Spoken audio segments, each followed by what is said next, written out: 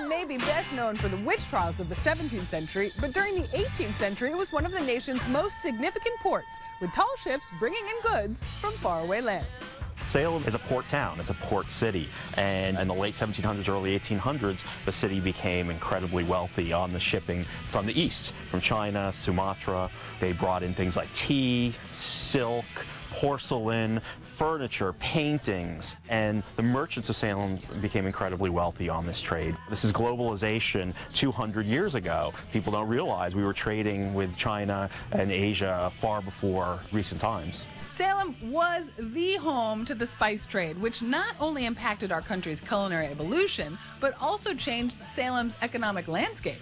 Today, the culinary scene continues to flourish, and if you want a little history with your food, we've found the perfect tour for you.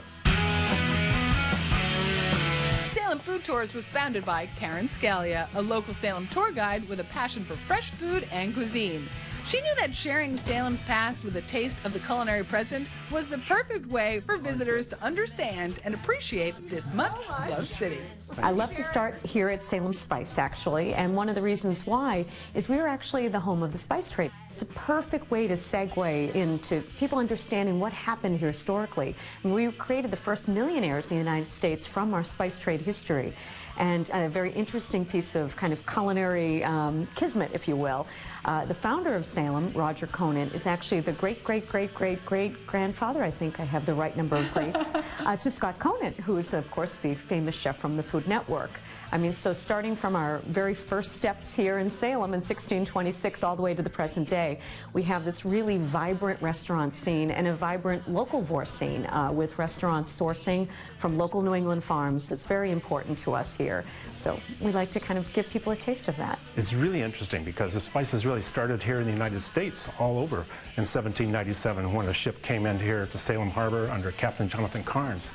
And he sold his load of pepper for like 700% profit, which doesn't go unnoticed for people. And so that really started from 1797 until way, way into the mid-1800s. This was the center of the maritime trade for all of the spices.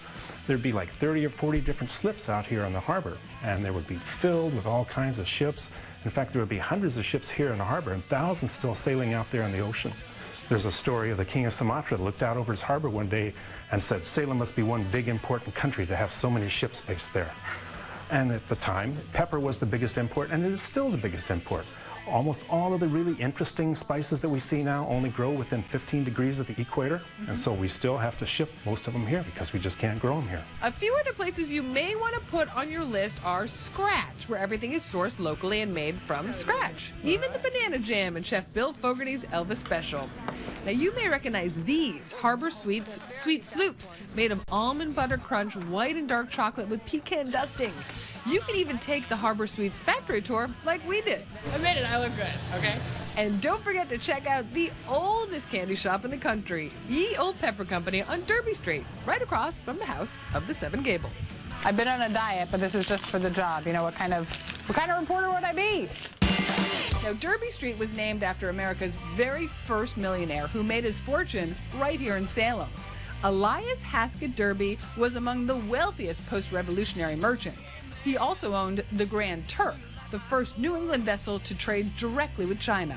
And just a short drive away is where you can find a world-class museum featuring treasures from the Far East.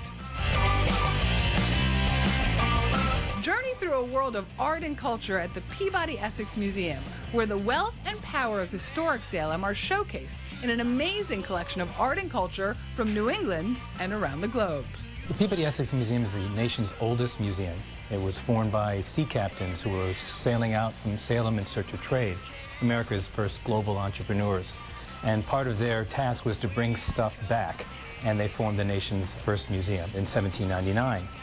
And now it includes a 200-year-old 16-bedroom Chinese house, Yin Yung Tong, the name of the house, that was acquired in China, taken apart, moved here, and re-erected on the campus of the museum. We acquired the house when our Chinese curator happened to be in a small village in southeastern China when a family who had occupied the house for over 200 years had come together on this particular day to vote what to do with the house, to have it sold and it would be modernized, basically bulldozed down to make room for more modern housing, or perhaps continue to try to live in it. And that day they voted they were going to sell the house. Our curator was marveling at the beautiful architecture from outside when somebody from the family came out and said, "Do you like this house?" And she said, "It's amazing. There's hardly anything like that in China left." He said, "You want to buy it?" So in a cultural exchange and negotiations that lasted a couple of years, we send restorers and restoration people to China and train how to take care of and preserve their own architecture. And in exchange, we acquired this home, and it is the only complete Chinese house outside of China. Coming up, Jezebel root and wolf hair, how to ward off evil spirits or find yourself a sugar daddy. Your neighborhood warlock unlocks his secrets. But first, Toni on Trivia. It's perhaps the most famous book of all time and is dedicated to Salem-born Nathaniel Hawthorne. Think you know? Answers on Facebook at the end of the show.